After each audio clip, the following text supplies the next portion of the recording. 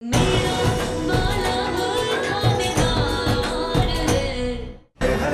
मीठी माई से सच्चाई निकलवा कर ही रहूंगी। बिना सच्चाई जाने मैं यहाँ से कहीं नहीं जाऊंगी।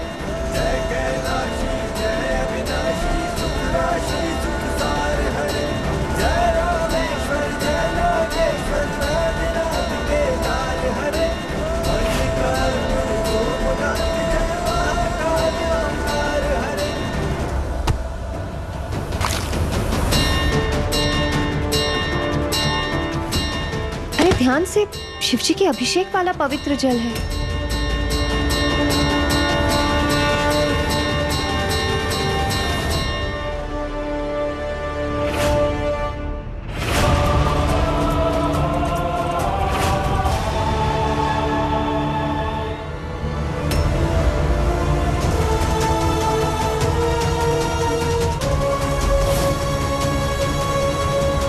अगर ये ब्रेसलेट्स हमारे हाथों में नहीं पाए गए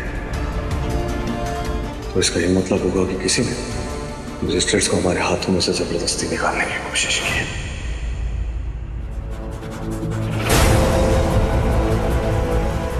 अगर ये इनकी साड़ी में फंसा है तो इसका मतलब थानेदार साहब भी यही है।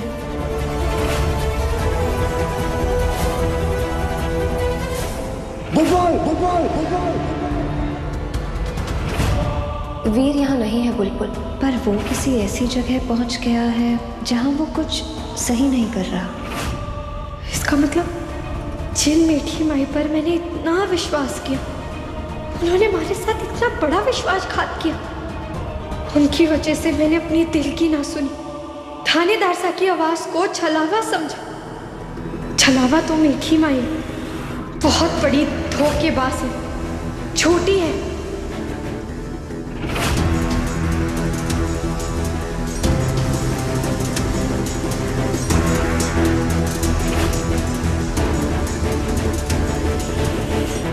कहाँ है हमारे थानेदार साहब?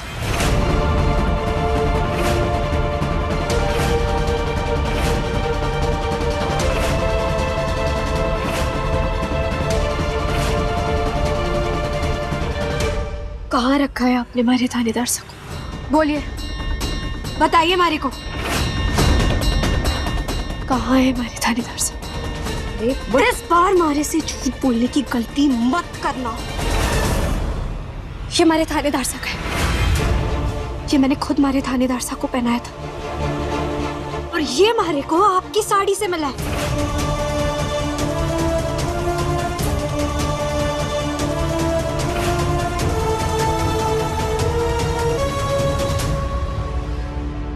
इसका मतलब कल मैंने जो आवाज सुनी थी वो भी हमारे थानेदार साहब की थी। कहाँ है हमारे थानेदार साहब? बताइए, कहाँ है हमारे थानेदार साहब? मैं कुछ पूछ रही हूँ, कहाँ है हमारे थानेदार साहब? बुलबुल, इतना भरोसा किया था मैंने आप पर, हमारे पूरे परिवार ने आप पे इतना भरोसा किया, आपने सबको विश्वासघात किया है। कहाँ है हमारे थानेदार साहब? बस हो गया, अब आपकी उल्टी गिनती शुरू। बुलबुल, अगर आपने हमारे को सच सच नहीं बताया ना, आपको घसीटते हुए पुलिस थाने लेकर जाऊंगी मैं। बताइए, कहाँ है हमारे थानेदार साहब? मैं कुछ पूछ रही हूँ, कहाँ है हमारे थानेदार साहब?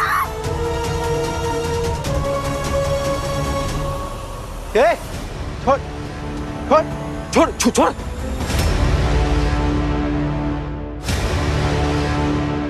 सवाल का जवाब दीजिए, कहाँ है हमारे थानेदार साहब? कहाँ है? शांत, कहाँ है? शांत बुलबुल, कहाँ है? कुछ गलत नहीं कर रही है ये बुलबुल, सिर्फ कुछ सवाल पूछ रही है। हक है इसका, इसके सवाल के जवाब देना मेरी जिम्मेदारी।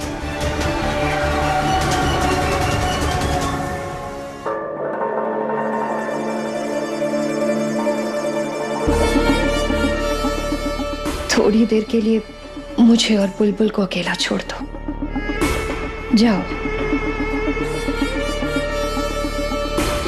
तुम्हें तुम्हारे सारे सवालों के जवाब मिलेंगे। चल जल्दी तैयार हो जा, मीठी माई ने बुलाया है। एसीपी की बीबी का उसके पति से मिलने का समय हो गया है।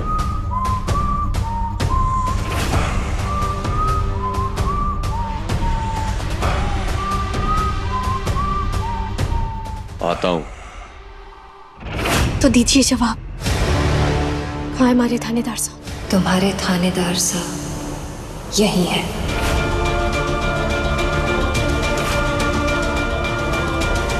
यहाँ आश्रम में? कहाँ है? मुझे वो सड़क पर मिले, अधमरी हालत में।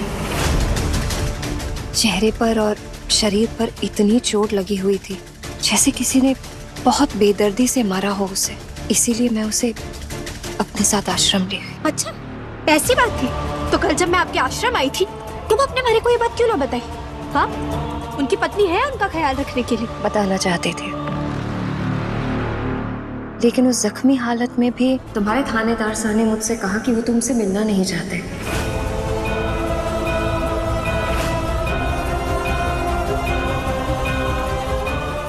उसने कहा कि वो किसी सीक्रेट मिशन पर है। अब जब उसने खुद मना कर दिया तो कैसे मिलवाती मैं तुम्हें?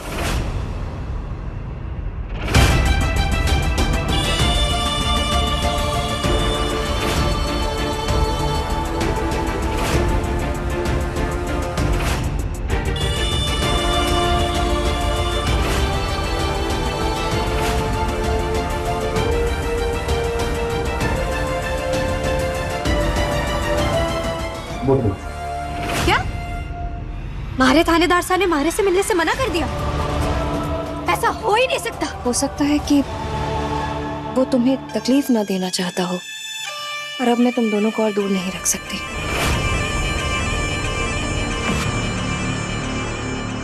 तुम अपने थानेदार साहब से मिलोगे आज, अभी।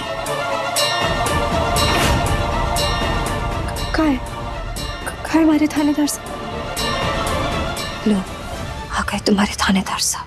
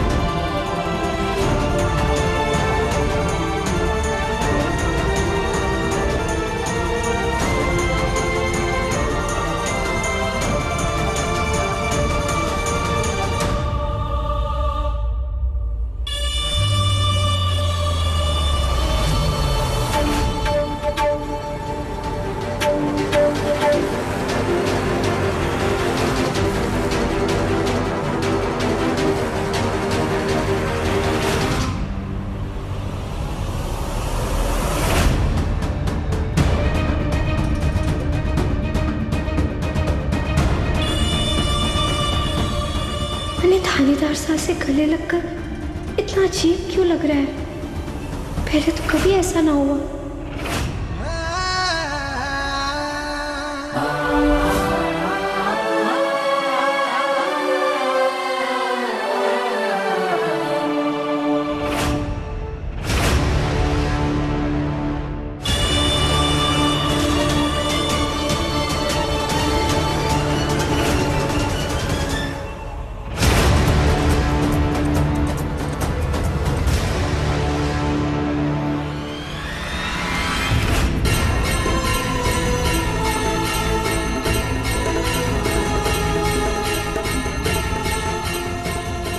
ना, इतना घिनौना स्पर्श हमारे थानेदार साहब का हो ही नहीं सकता। ये हमारे थानेदार साहब नहीं, ये कोई बहरूपिया है। एक राक्षस अपने कितने भी रूप बदल ले, लेकिन उसका व्यवहार कभी नहीं बदलता। ऐसे ही एक दुष्ट राक्षस था जालंधर, जिसका जन्म महादेव की तीसरी आंख से लिपटी ज्वाला से हुआ था। जालंधर बहुत ही दुष्ट था। वो माता पार्वती को लुभाने के लिए गलत तरीकों का इस्तेमाल करने लगा, बल्कि उसने महादेव का रूप ही धारण कर लिया। हाँ, ये तो कितनी गलत बात है मासा। फिर माता पार्वती जी ने भोलेनाथ जी जैसे दिखने वाले इंसान को कैसे पहचाना कि वो एक राक्षस है? स्पर्श से।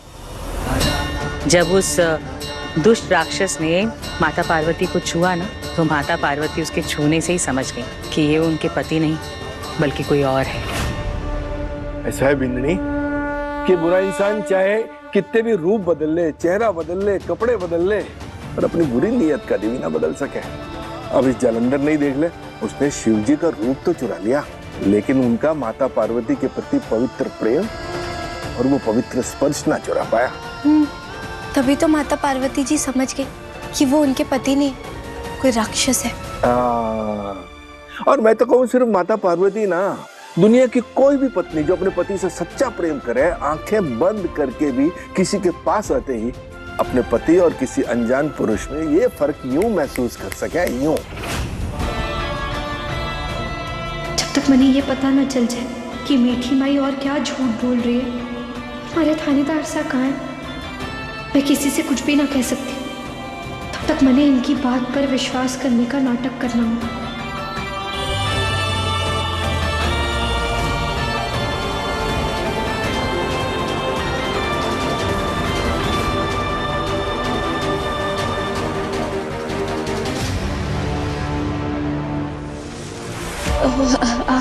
आप ठीक है ना? हाँ बोलो। तुम दोनों को एक साथ देखकर मेरे दिल से एक बहुत बड़ा बोझ हट गया।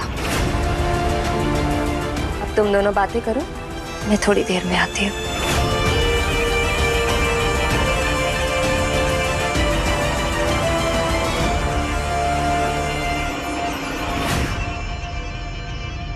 बोले आपको कितनी चोट लग गई है, ये सब कैसे हुआ? आपने मारे से और परिवार वालों से मिलने से मना क्यों कर दिया? तुम तो जानती हो ना बुलबुल, मिशन में ऐसी छोटी मोटी चोटें तो लगती रहती हैं,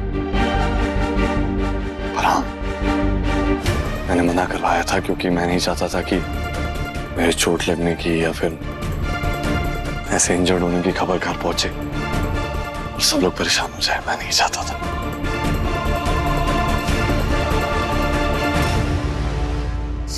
सही कह रहे हैं आप।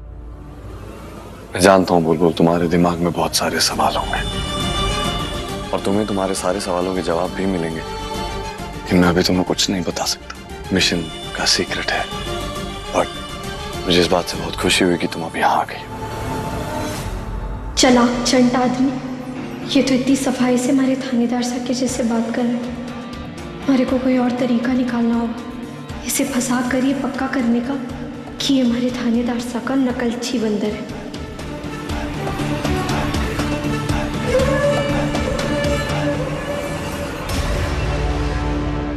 तुम मेरे बिना रह नहीं पाए ना बुलबुल?